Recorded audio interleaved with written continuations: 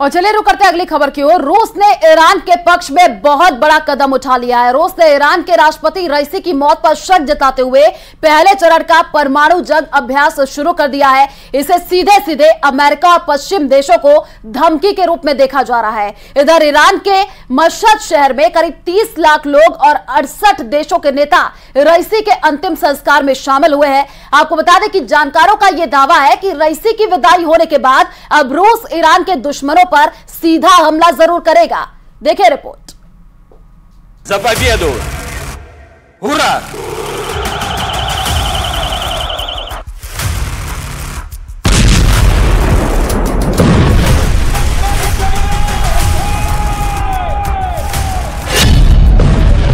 रईसी का बदला, पुतिन का परमाणु युद्ध।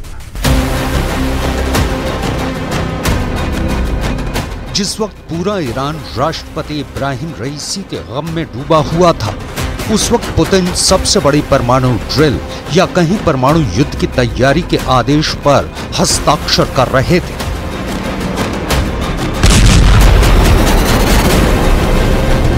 जिस वक्त ईरान राष्ट्रपति इब्राहिम रईसी को कब्र में दफन किया जा रहा था, उस वक्त रूस की किंजल मिसाइल से एक साथ कई परमाणु हमले की प्रैक्टिस की जा रही थी।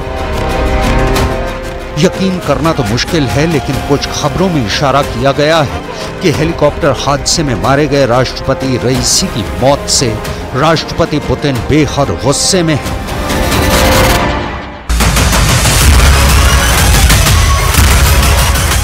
कुछ जानकारों का तो यहां तक मानना है कि रईसी की मौत का बदला रूस लेने जा रहा है। अगर ऐसा हुआ तो यकीन मानिए 72 मिनट में 300 करोड़ से ज्यादा लोग पूरी दुनिया में मारे जाएंगे।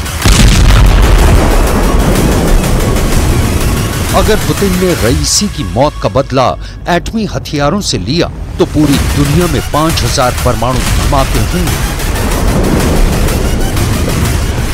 जो कई देशों का नहीं बल्कि पृथ्वी का ही हुलिया बिगाड़ देंगे। अब सवाल उठता है कि क्या रूस और ईरान अपने दुश्मनों पर एटमी हमला करेंगे? इस सवाल का जवाब है मिडिल ईस्ट में जो हालात इस वक्त चल रहे हैं उसमें कुछ भी संभव है, क्योंकि रूस और ईरान को शक है कि रईसी हादसे में नहीं मारे गए हैं बल्कि उनकी हत्या की गई है। यही वजह है कि महज 24 घंटे के अंदर रूस ने अपनी परमाणु वॉच को जमीन पर उतार दिया है। हम आपको एक एनिमेशन के जरिए ये समझाने की कोशिश कर रहे हैं कि रईसी की मौत का बदला मॉस्को और तेहरान कैसे ले सकते हैं। अपुष्ट खबरों में जो जानकारी मिली है उसके मुताबिक तेहरान और मॉस्को से अमेरिका और इजराइल पर बड़े परमाणु हमले हो सकते हैं। दावा तो यहां तक किया जा रहा है कि रूस ने किंजल जैसी हाइपरसोनिक मिसाइल को मैदान में उतार दिया है।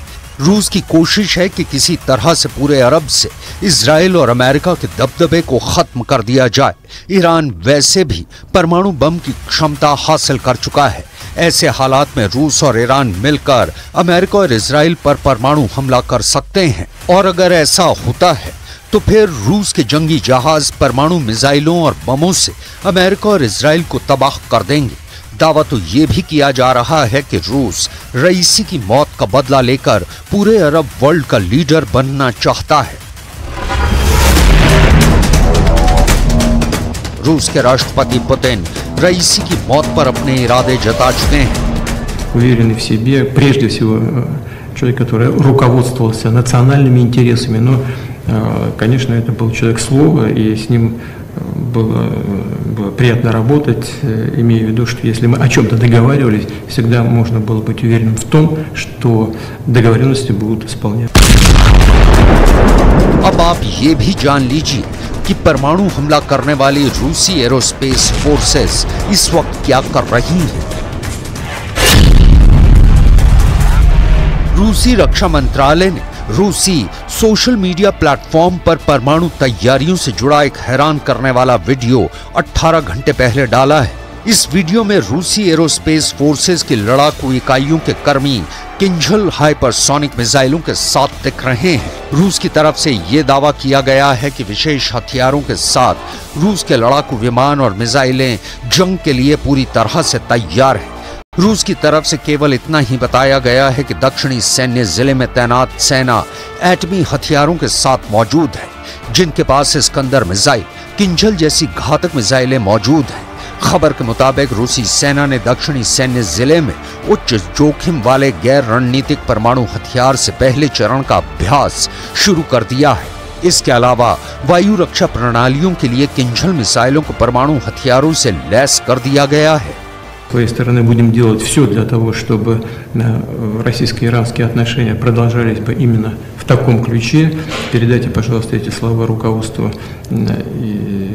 Ирана. И если у коллег есть необходимость, то мы готовы сделать все, чтобы оказать им экспертную поддержку, экспертную помощь в выявлении истинных причин этой катастрофы. इधर ईरान के कार्यवाहक राष्ट्रपति मोहम्मद मुख्बर की हॉटलाइन पर रूस के राष्ट्रपति व्लादिमीर पुतिन से बात हुई है। इस बातचीत के बाद रूस में टैक्टिकल न्यूक्लियर ड्रिल शुरू हो चुकी है। माना जा रहा है कि ईरान अरब में यूएस खेमे के 7 देशों को एक साथ टारगेट बना सकता है।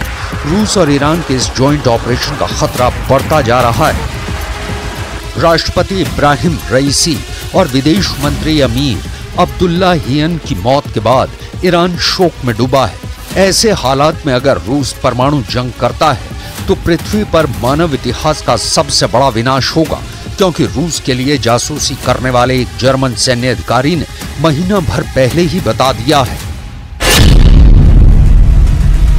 कि रूस की परमाणु हमला करने की तैयारी पूरी हो चुकी है। रूस के राष्ट्रपति व्लादिमीर पुतिन कभी भी हाइपरसोनिक मिसाइलों से परमाणु हमले का आदेश जारी कर सकते हैं। आशंका जताई गई है कि अगर परमाणु युद्ध छिड़ा तो 72 मिनट के अंदर धरती पर 5000 परमाणु विस्फोट होंगे और अकल्पनीय विनाश होगा। Nuclear war a scenario book के मुताबिक इन धमाकों में 300 करोड़ से ज्यादा लोगों की मौत हो जाएगी। कुल मिलाकर राष्ट्रपति रईसी की मौत के बाद जो हालात तेजी से पूरी दुनिया में बदल रहे हैं वो बेहद डरावने और खौफनाक लग रहे हैं।